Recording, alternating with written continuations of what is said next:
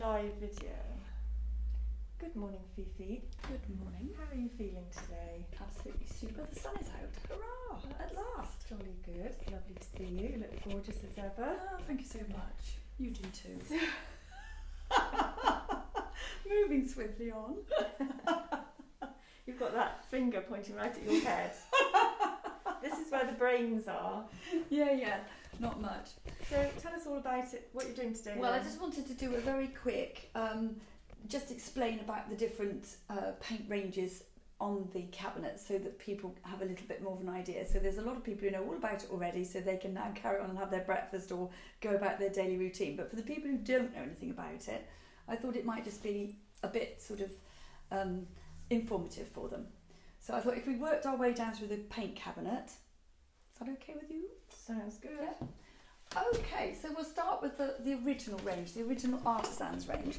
This is actually my favourite range of all of them because this one is the most sort of chalky paint, and it's the one that you have to seal with wax or with finishing coat. But it's the one that I personally feel I can do the most with in terms of layering paint and doing the chippy French finishes, etc, etc. But it's beautiful. It's a lovely, lovely paint to use. Can you bring it in and hold it close to the camera? Because Yes. I haven't got a hand free to be able to find zoom in on it. Okay, so this one is Mother Duck, which is one of the prettiest colours. There you go, look, there's a love heart beside it.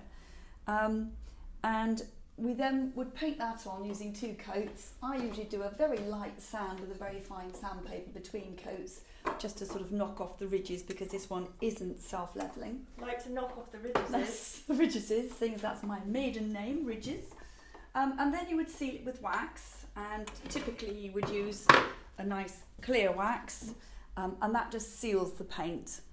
If you wanted to use a white wax or a brownie wax or a defining wax, you could do that also, and I'll come on to the waxes in a little while. So you could then also choose to finish it with finishing coat, and finishing coat will be a little bit like an acrylic varnish, and it will give you a very slight sheen. So if you're painting a bedside cabinet in a child's room and you know that they're going to be putting their orange squash down it all the time and drawing on it, etc., that one is probably your toughest, easiest to clean finish. They have just introduced tough top coat as well, which is a dead flat matte finish, but again very, very tough. So if you want it matte, that's the one. If you want a slight sheen, then the finishing coat. We'll come on to those a little bit in a while. I hope everyone's taking notes because we'll be testing you at the end. Yeah, anybody coming in today, I will test. So then we've got the lazy range. And everybody loves the lazy range because it's, as its name would suggest, got the the wax already in it. So once you've painted this on and you've done the coverage that you want, it is already sealed. So it's self-priming, self-levelling and self-sealing. So you see a lot of YouTube videos with people frantically rubbing down and sanding and using paint stripper and using machines. We don't do an awful lot of that, and I will come on to it and sort of just say about the prep in a little while as we get down the paint cabinet. But hornblower is a very, very popular colour, gorgeous as you can see, nice deep navy. With the lazy range, you don't need to add any additional wax, and you don't need to finish it with finishing coat or tough coat. But if whatever your project is, you felt that it wanted additional protection, then you can. So for example, with the hornblower, I love to use brownie wax over the top of it just to shade it around the edges where it would naturally get a bit grubby, and it adds a sort of an extra 3D element to it. But just for simple, straightforward painting, you'd always need 2 coats. Sometimes you might need an additional coat depending what you're painting over the top of, but it's painted on, sealed and finished all in one go. And do we talk about prices? Yeah, the original range is $18.95 for a tin, and then you'd need to add on the cost. So it's 750ml. 750 mils, and for the lazy range it's $19.95 a 750ml tin. All the little 250 tester pot tins, the little dinkies as we call them, they're all $9.95 in all of the ranges. So moving on from those, we then come to the alfresco range. Let's see, what's one of my favourite colours? Let's go with duckling. I think duckling's lovely. This is the alfresco, which as its name suggests is designed for outside painting. So it could be for your garage door, your UPVC front door, your tubs, your wheelie bin. Even people who painted their concrete paths and then stenciled over the top of them. It's a really durable paint. And again, this one is self-priming, self-levelling and self-finishing. And the colour ranges are superb.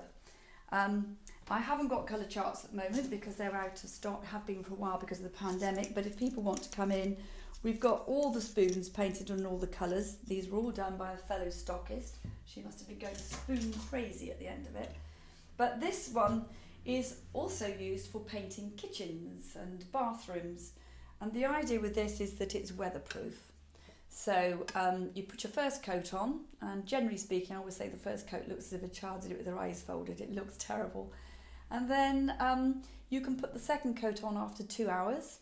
You'll always need 2 coats. You may need an extra coat depending on the colour you're painting over the top of. But the idea is to get 2 coats on within 24 hours of each other for the chemical reaction to happen that renders it weatherproof. So that's your Frenchic. I painted your kitchen with it, remember? Yeah. Right back in the early days when you first moved in, and it's worn very well, hasn't Yes, it? it has, very well. People paint bathrooms as well with it. I paint a lot of furniture with it, and it gives a really lovely, smooth, contemporary finish. That's another of my favourites, Wise Old Sage. You see that one? It's a very lovely, grown-up sort of architectural green. So then the next range are the wall paints. And the wall paints come in 2.5 litre tins, and the coverage is absolutely amazing. It's so dense and it covers so well, and the finish is dead flat matte, but it's fully scrubbable. So if you trip over the rug and you spill coffee all down the wall, you can scrub it off and the paint stays on the wall. It's really, really durable. They do the dinkies as well, the tester pots in those. Again, those are $9.95. I think these are $42.95 for the 2.5 litre tins. And the colours are gorgeous. The other thing I discovered, almost by chance, but it is a thing, is when you have any leftover wall paint, use it to paint furniture. I'll come on to the preparation in a minute, but it paints onto furniture beautifully. And although it doesn't need to be sealed because it is fully scrubbable, I just like to put a little bit of extra wax over the top of it. Coming in very close, Virginia. Frightens me. So if you wanted to put extra wax on, you can. I painted a really lovely boot room settle in the Black Forest, which is a rich dark green, and I put lashings of browning wax over the top of it, and it was one of my favourite pieces. So leftover wall paint, I paint furniture with, and it looks fantastic. So as far as preparation is concerned, it's the same for all the ranges. You need to make sure that you've washed it thoroughly with sugar soap, dried it, and then give it a light sand all over with sandpaper, medium grade, and blow away the dust, wipe it off, and then you can put your first coat on. Then make sure it's completely dry before you apply the second coat. As far as brushes are concerned, you've got some new vegan brushes now, Virginia, you'll be pleased to hear. These are synthetic brushes, and these synthetic brushes I think work wonderfully well with the Lazy range, which has got the wax in it, and the alfresco. I still like to use the little original brush with the bristle brushes. It's not easy to say, but these are great.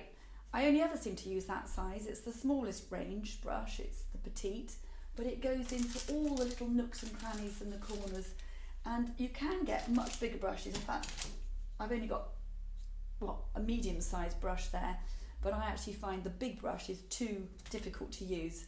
It's a bit like well, I guess it's hand size is the it thing, is isn't really it? And it's a bit like frigates and battleships. This is quick and nippy and quick, and the big one is much more sort of labour intensive. I think it's a bit heavy for me, but it's personal choice. But these are $9.95 in the smallest size, and then they go up incrementally depending on the size you end up with. Great brushes, they hardly ever lose any hairs. They're domed, and because all the products are water soluble, you just wash them out with squeezy water at the end, make sure they're dry, and then they're ready to go for the next painting session. We've got other types of brushes. We've got these flat brushes, 2 sizes, and these I tend to use if I'm doing top coating with finishing coat or the tough coat, and I use the little one a lot when I'm using it for decoupage. And decoupage is where you might use wallpaper or tissue paper, and you can use the finishing coat as both the glue and the sealer. We need to do a live on decoupage, don't we really? Mm-hmm. But these are lovely little brushes. They're really handy and do a very nice smooth job on delicate tissue paper. Then we've got this one. This one is the blending brush when you are blending 2 colours together, and works really well. But I also love to use it when I'm using Easy Crackle, and I put the Easy Crackle on with one of these brushes and then applying the paint over the top with this, which gives you a nice, quick, easy, smooth. Hola, chica. Oh my goodness, Pammy. How are you? Pammy, the queen of the French. She's going to correct me on everything I'm saying now. Fifi's going to go to pieces now. Shall I just carry on bravely? Then we have the wax brushes. Wax brushes are fantastic. I tend to hold mine a bit like a stabber, and you can really work it into all the little nooks and crannies. I get quite violent when I'm doing the waxing. It's really good. I mean, something like this where you've got all this detailing, you need to be able to get the wax right into all those little nooks and crannies, and you can't do that with a cloth. So the wax brush is a super thing to have, and I don't very often bother to wash them out. I just wrap them in cling film, which keeps them moist and keeps them soft. And then once you've applied your wax, I use a lint-free cloth, old knickers or a t-shirt, and you can just wipe over the top. And if you're using browning wax or defining wax because you want to accentuate the detailing, the wax stays in the nooks and crannies, but the top bit gets wiped off, and it gives you that lovely two-tone 3D effect. Pammy's having her hair done and watching you at the same time. Oh gosh, right. Oh, my best behaviour now. No then. pressure. No pressure, much. So let's talk about Easy Crackle. In case anyone doesn't know, Pammy is the founder of this amazing paint range. She's a wonderful Yorkshire lass, the most hard-working lady I've ever met. And she came up with this range along with her chemist. She knew what she wanted from a chalk paint, and she went out and she developed this range. And I think that was about 6.5 years ago. And it's since become the world's leading chalk paint, and it's all over the world. And the reason it's so good is that it's easy coverage, it does what it says on the tin, it's completely organic, no VOCs added, and it certifies safe for children and pets. What is a VOC, Fifi? Oh my god! Oh my god, it's a volatile organic compound. Whatever one of those is. Ta-da! I'm going to have a tattoo done with that one there. So just have a little brief look at these things. These are sort of additional things that people don't always play with, but Easy Crackle is super. If you want to do a really nice effect where you can age something, you just need to remember that whatever the base colour is, you paint this over the top, and then if you put a different colour over the top of it, where it cracks, the base colour will show through. So if you're doing something where you may have painted the base, let's say in plum pudding, and then you put your Easy Crackle on and apply Mother Duck, let's say, over the top, wherever it cracks, that colour is the one that will show through. It can be really effective. The other thing that you can do is to paint on 2 colours with Easy Crackle in the middle, and then accentuate the cracks by using the browning wax or defining wax, and that will give it a really lovely aged effect. That's probably my favourite way of doing it. And I also use Easy Crackle when I am trying to create a French chippy aged look, because you can apply it, and just before it's completely dry you can use masking tape or gaffer tape's best, and you can put it on and tear it off and then reapply paint over the top, and you can build up and get some lovely layers and some lovely old looking effects. So Easy Crackle,